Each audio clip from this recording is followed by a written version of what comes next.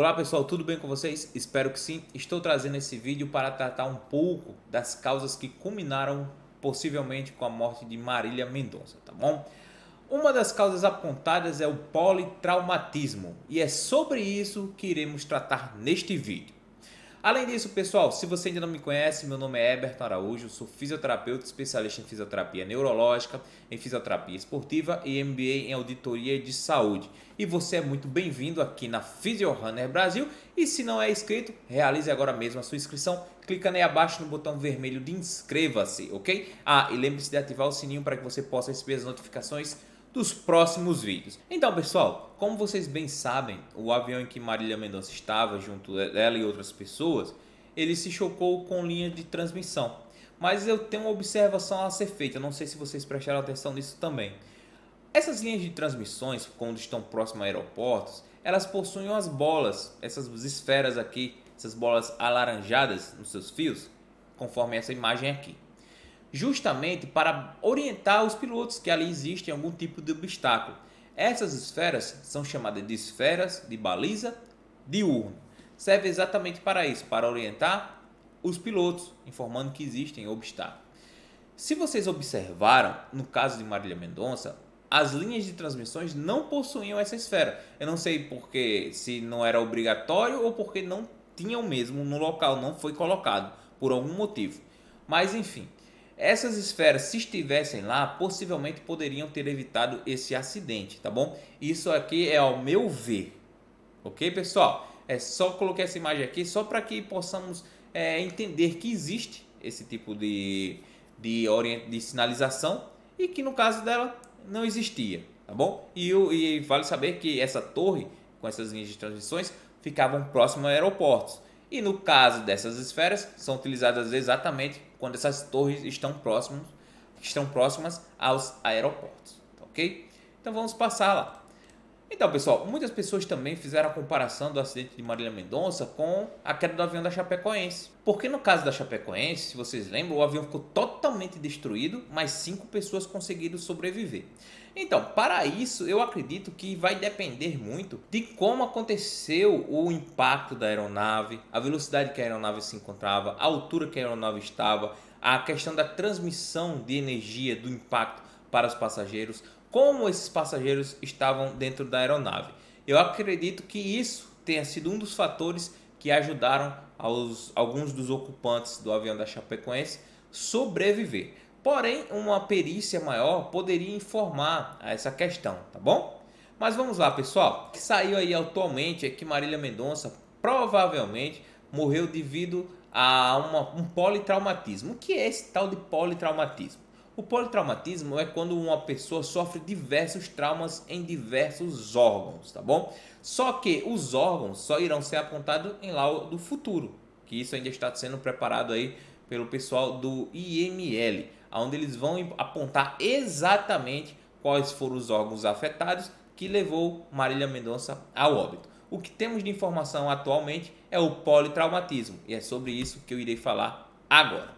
Então, um politraumatizado é quando uma pessoa sofre diversos tipos de traumas que podem afetar diversos órgãos. E tudo ali vai depender do órgão afetado, a gravidade vai depender do órgão afetado. Quanto mais nobre esse órgão, mais grave é o paciente. Por exemplo, pulmões, cérebro, coração, rins, fígado, baço. Entenderam? Ou seja, quanto mais órgãos afetados, mais grave é o paciente. Quanto mais nobre o órgão, mais grave é o paciente, devido ao sangramento. E com isso, pessoal, com esse sangramento, dependendo ali da intensidade desse sangramento, o paciente ele vem a óbito por uma questão chamada de choque hipovolêmico. O que é o choque hipovolêmico? O choque hipovolêmico é quando o paciente ele perde muito sangue, muito fluido. Com isso, vai se agravando o quadro dele. Trouxe essa tabela aqui para que vocês possam entender um pouco dessa questão de gravidade do choque hipovolêmico, que possivelmente foi uma das causas da morte de Marília Mendonça devido à lesão de algum tipo de órgão, tá bom? Então vamos lá. Então, pessoal, quando o paciente ele perde de 10 a 15% de sangue, ele é classificado como compensado, classe 1. E quando ele perde de 16 a 25, vem para classe 2, que é leve. de 26 a 35, classe 3 moderado, e nesse vermelho aqui, que é o severo, é quando o paciente perde mais de 35% de volume sanguíneo.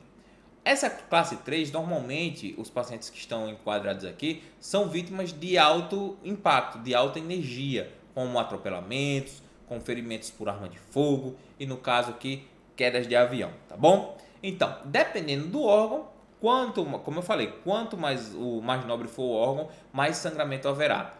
Mais sangramento havendo, mais grave o paciente se enquadra. Então, alguns dados importantes que o paciente vai apresentar.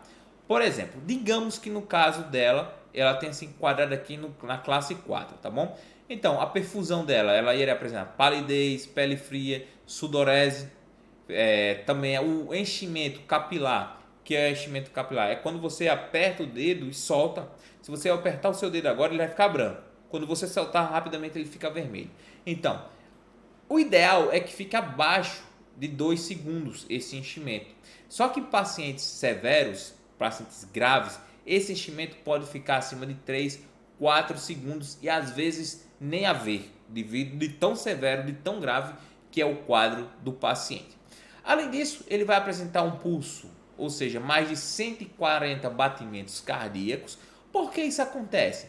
Porque o coração ele bate mais rápido para tentar suprir a demanda de oxigênio, a demanda de nutrientes dos órgãos. Ou seja, como o volume está baixando, o volume de sangue está baixando, mais rápido o coração tem que bater para compensar essa diminuição de volume sanguíneo, justamente para oxigenar e levar os nutrientes para os órgãos, tá bom? Só fazendo um adendo, estou lançando um curso de anatomia e fisiologia do aparelho cardiovascular. Se você é da área de saúde e quer compreender um pouco mais desse assunto, é só clicar aqui abaixo da descrição que tem o link do nosso curso, tá bom? Vocês vão compreender lá exatamente essas questões de batimentos cardíacos, de pressão arterial, entre outros. Mas vamos continuar aqui. Então, pessoal, o paciente severo também ele vai ter uma queda ali de pressão, ou seja, vai ter uma pressão diastólica abaixo de 70. Então, o nível de consciência desse paciente é um paciente em Glasgow, normalmente Glasgow de 3, rebaixando 8, 7, 6, 5, 4, 3, que é o mínimo 3, tá? Então, ele pode se encontrar em estado de coma ou comatoso, ok, pessoal? E nesse paciente, ele precisa o quê? De uma intervenção de vias aéreas de urgência, ou seja, uma intubação orotraqueal, ventilação mecânica. Ele precisa ser ambusado ou utilizar o ventilador mecânico para que ele possa respirar e assim há uma proteção das suas vias aéreas. É um paciente extremamente grave. Essa questão da diurese aqui nós não iremos colocar, pois normalmente é por uma avaliação mais a nível hospitalar. E aqui, pessoal, o que é o tratamento? Qual é o tratamento para esses pacientes? Qual é o tratamento principalmente para um paciente desse em classe 4? Então, é a reposição volêmica, tá? Onde ele vai utilizar soro tipo ring lactato, por exemplo, e fazer a reposição de hemácias, plaquetas, ou seja, uma transfusão sanguínea que esse paciente precisa receber. Com isso, pessoal, esses pacientes precisam de receber um atendimento muito rápido, justamente para não evoluir a óbito, pois a evolução da classe 4 para o óbito é questão de minutos, tá bom? Devido a essa questão dessa hemorragia, é questão de minutos. Infelizmente, poucas pessoas são as que sobrevivem a esse grau severo aqui de choque hipovolêmico. São poucas pessoas que conseguem sobreviver a essa situação. Então, pessoal, espero que vocês tenham compreendido esse assunto, espero que vocês tenham compreendido o que é o politraumatismo, o que é o choque hipovolêmico, que é a sua gravidade. Além disso, assim que sair o laudo definitivo apontando ali quais órgãos foram realmente lesionados, eu irei trazer um novo vídeo para vocês, tá bom? Então, pessoal, um forte abraço e até a próxima. Valeu!